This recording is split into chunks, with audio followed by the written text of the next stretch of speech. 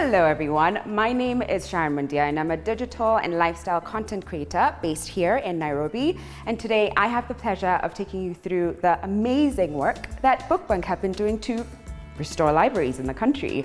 So we're going to start with the Macmillan Memorial Library and its two branches in Eastlands, that's Kaloleni and Eastlands Library.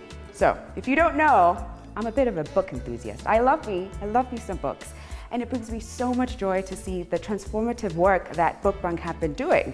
And I get to show you this today. So come with me into the amazing, restorative, transformative work that Bookbunk have been doing.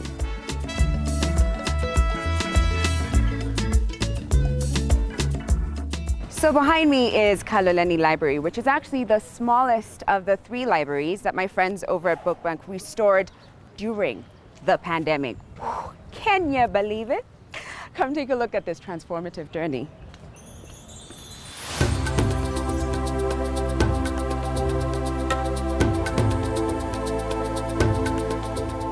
In March 2018, the Nairobi City County Library entered into an MOU with the Bookbunk Trusts in restoration of the Nairobi City County Libraries. And that is where the journey began. Week one of 6, maybe? Of 6, yeah. And it's going according to plan. They're putting in the roof.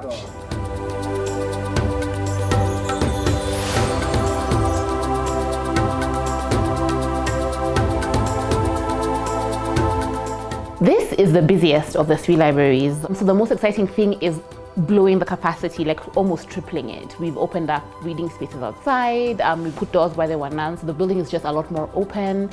We have a performance space, we have a lot of tech going in there, and I think it will definitely be the space where we can play the most with what a library means, because we have the actual real estate to do so.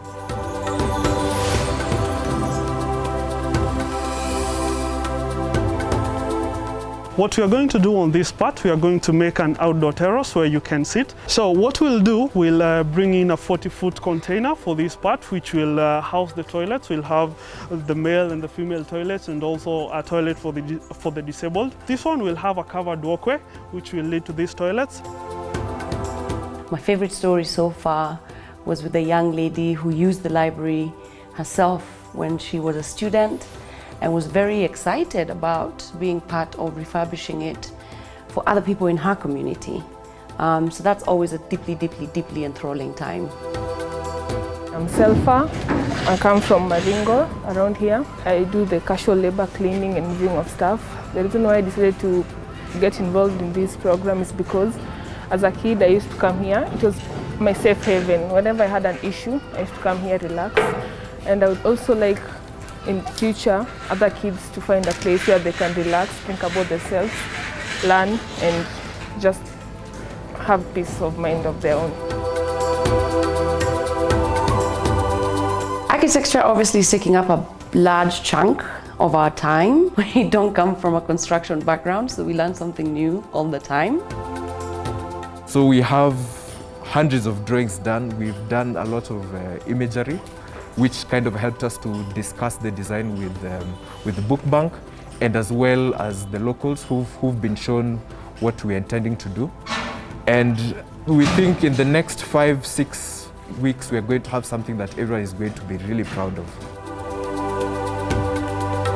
So it is May 2021. We have taken a bit longer than we thought we would for this job, for this rebuild.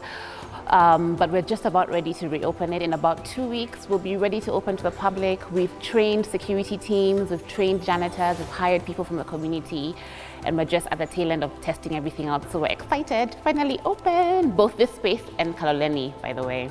So exciting times ahead.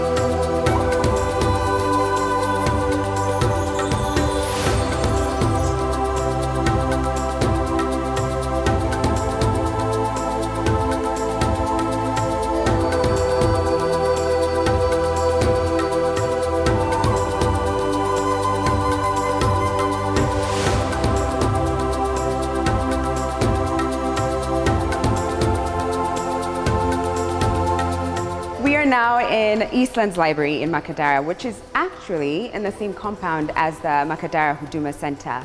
And since reopening after the lockdown, that was June 2021, this has been a beehive of activities. I'm talking film screenings, music lessons, storytelling sessions, after-school activities. There's been lots that's been happening here. Didn't think a library could be this funky, did ya? Come take a look at what's been on offer.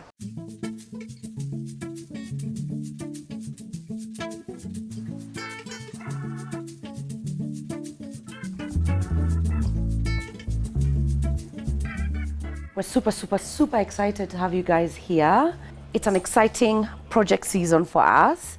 Everyone has briefs, so you all know what it is that we're doing. We've been very lucky to be able to partner with all of you in the room, and we'll be tackling everything from showing film screenings with DocuBox, an exhibition of some of these images and all the stuff that we've been digitizing with the Nest Collective.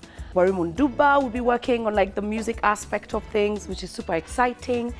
Professor Kimani Njogu will be working with us on what we're calling the missing bits, audio storytelling, so that we can literally ask members of the public to come into the library spaces and to start recording their own versions of history, so kind of tapping into public memory and popular memory, but also people can just come in and digitize their own personal collections.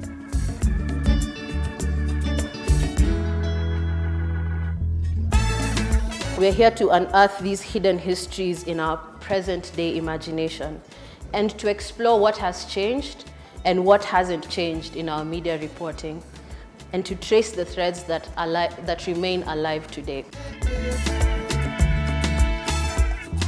We have a series of events that are tied to the work that we've been doing, digitizing the archives of the library. So super exciting stuff that's tied to the archive, that's tied to our history, to our memory, our past, present, and how we archive and remember things. We've just finished our panel session, which was a beautiful session about building digital libraries that was co-curated with Baraza Media Lab, and so much more. It's going to be interesting to see how, as cultural memory evolves, how do we curate generations? I think one of the best lessons for me in the making of this work was really that art and culture allows us to move between temporalities. Like we can exist in 66, but also 72, but also 2021 and 2022.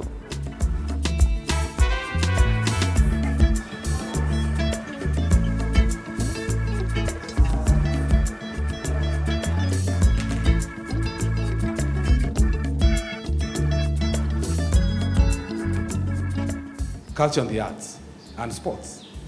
Those three are key to any society's success. When you travel outside there, you can see that it's all over the place. The statues, the museums, everything, and you're constantly being reminded about the past.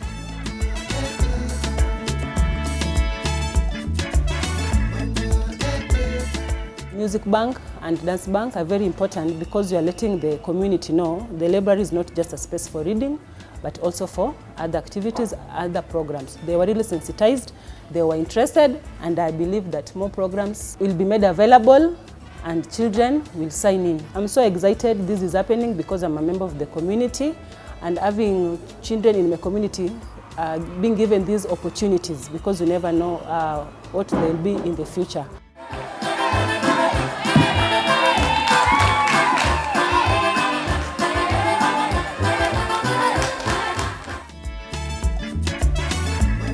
There's lots more programs and events that happen over at the libraries. There's HEPA Jam, which resumes this year, a program that offers extended library hours during which learners can get help with their studies from qualified tutors for free. Play Bunk, which encourages library users to step away from their desks and play a game of chess, Scrabble, or to stretch their minds and bodies with some Lego. And each year, on December 12th, Bookbunk wraps it all up with Jamhuri at the library, which in the past has seen over 700 people come at the end of the year to the library. Join us at the library next year for all this and more. We are now right at the heart of the city centre at the Macmillan Memorial Library on Banda Street. And this 91-year-old library carries with it so much history and a tonload of rare and important archives. Back in November 2020, Bookbunk began to digitize these collections, and since then they've digitized over 200,000 items for public access. This year they added crowdsourced material from the public. You see, the archives are very colonial and they wanted us to balance it out. In fact, I participated in this earlier this year and I urge you to do the same. It's so simple. But for now, let's check out what the team has been up to.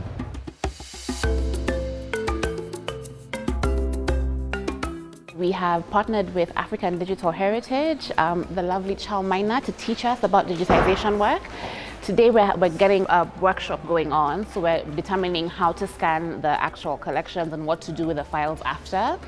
And the goal is to then be able to make this content available publicly via the library to whoever needs to use it.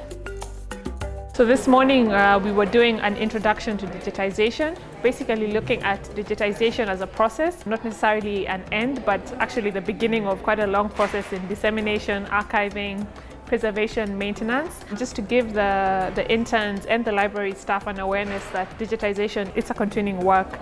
And the other thing we were doing was also trying to quantify the collection. In essence, very deliberately planning the project, the size of the collection, understanding how much time it will take, so that once we start, we have a more streamlined workflow. We are doing this at the moment because we realized as we're doing the work that there was no digital record of the works that are in this library, some of them very old, some of them very precious. So we started by cataloging everything that's in the library, and then the second step, which is beginning this week, has been to digitize all of the material that is the most at risk of damage because of climate change. So we'll have 4 workstations, and each workstation will have 2 interns from the library doing the digitization. After they take the photographs, one of the interns will check the quality to see if the quality of the images are all right. Once a quality check has happened, they will then proceed to process the images, so rename the files, contextualize them, and add appropriate metadata to the images just for them to be accessible but also discoverable. And after that, the files will be archived and the archives will be backed up. We started this work in November 2020 and we've been at it for about 2.5 months now. And the first workshop that we held was basically learning what is digitization, how do you use cameras, how do you enter metadata. And metadata is just a complicated name for all the possible information you can get about an object. Immediately after that workshop, we then commenced on digitizing the first part of the collection. One of the main challenges is the sheer size of the volume. There's different types of records, many of which are fragile, some are not concurrent, but also the records are quite bulky in terms of the pages and the number of volumes that are there. Secondly, maybe things like lighting and environment, but those are things that we can control. And we're just looking forward to seeing what happens as we move along. So a key aspect of this project is to preserve the archives that we're working with. So it's super important that we digitize these. The next stage after this is to make this work available publicly for public access so that people can use it for their research, they can use it for other purposes, just to have access, to have an idea of what our country was like in the 1800s, in the 1900s. There's going to be quite a vast platform of materials that cover quite a number of years. There's lots we know about the Macmillan Memorial Library, but also lots that we don't. So, The Missing Bits is now accepting submissions of documents, stories, and memories centered around the Macmillan Memorial Library. If you or someone you know has used the library between the 1930s and 1990s and would like to share this with us, please get in touch. Fun fact, did you know that there are 149 public libraries in Nairobi? I know, right? I had no clue. But back in 2020, Bookbunk carried out research about public libraries in Nairobi. And this year, they expanded that research to cover 12 counties in the country. So let's have a look at all the research magic that is happening at Bookbunk Central. I'm very, very excited to commence the fieldwork this 24th day of October 2022. And what better place to start than the Macmillan Memorial Library. So we will intend to visit 12 counties in Kenya, and we are starting from here. Our intention is to learn about the libraries all over Kenya. How do they run? How do they operate? And I know there will be so unique stories, and which we are very, very much looking forward to.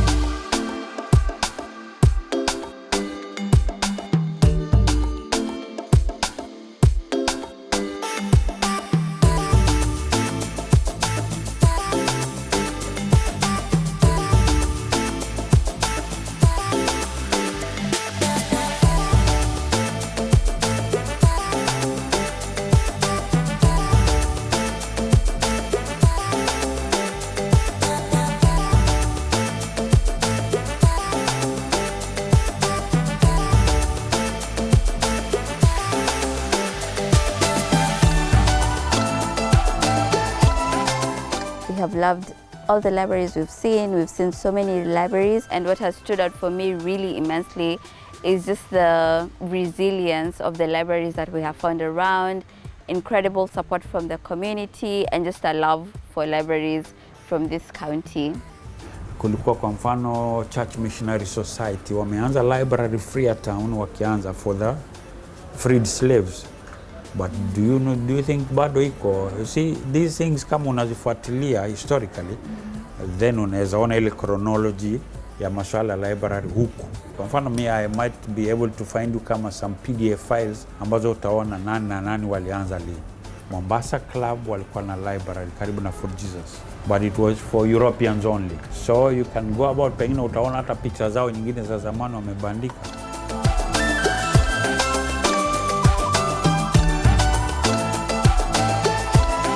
This department also works on adding new books to the library's collection, and here's where you come in. If you'd like to help Bookbunk build the library's collections, visit their websites and check out their book wish lists available for purchase across Kenyan bookstores. Macmillan Memorial Library is actually the oldest library in Nairobi, and Bookbunk is undertaking the huge task of restoring this 1931 library into a modern 21st century library. Now, I have the honor of speaking to the founders, that's Angelo Oshuka and Wanjiro Konange, and I want to know what they have to say about this big task. So come on, let's go have a listen. Oh, ladies! Everyone looks so pretty. So, ladies, what do you have planned for this library in terms of the architectural restoration? Lots of plans. With this 90-year-old building, a lot of the work we have to do is invisible. So the plumbing is 90 years old, so it needs to be revamped. The electricals, and also just making sure the structure is solid enough, so retrofitting the structure that way it's going to be here for longer and it can withstand all of the changes that we want to make to it, to the building. Then there's accessibility features. So as you can see, there's no ramp for wheelchair users, for instance. So we're going to put in an elevator so people can access all levels of the library. Safety features such as a fire escape, and solar panels to make sure the building can run off the grid when it needs to. And then finally, just changes that allow us to use the library for a bunch of different things, exhibitions, performances, and putting in the kind of features that allow us to have the library generate its own income. Yeah, that's some of the plans we have. And when is all this happening? That's a great question. It's probably everyone's favorite question. We get asked it all the time. Where we are in the process at the moment is that the architectural concept design proposal has been completed, which is wonderful. It took us 6 weeks to put this together with the help of all the experts that we could find. And then following that, of course, we've got to do our due diligence. We are talking about quite an old building and quite a detailed process. And then after our due diligence, we've also got to do the final assessments on the building. There's still some assessments that have to be done. And after that, seek the approval from the relevant authorities that we need. We've got to raise the money and the resources that we need to get the work done. And then a kind of sweet ending to the process for us would be public participation, having members of the public come and preview all these plans and give their opinions or their approvals or not. With all that's going on in the world of Bookbunk, they need your support to keep the work going. So please go ahead and make a donation today. Instructions on how to do so will be on your screen. And if you want to keep up to date with everything that they're doing, it's so simple. You can join their mailing list or check them out on social media. They are at the Bookbunk on Facebook, Instagram, Twitter, LinkedIn, TikTok, you name it, they're there. But you can also follow their hashtag, which is hashtag NBO Libraries. Thank you so much for joining me on this journey to discover all the work that Bookbunk is doing. They've done incredible work transforming libraries, and they will continue to do that. And my hope is that you will join in on this action next year. There's lots more magic where they're concerned, and I, as a book lover, as a book enthusiast, that's my jam. That's where my heart sings, and I'd love to see you join us next year as well.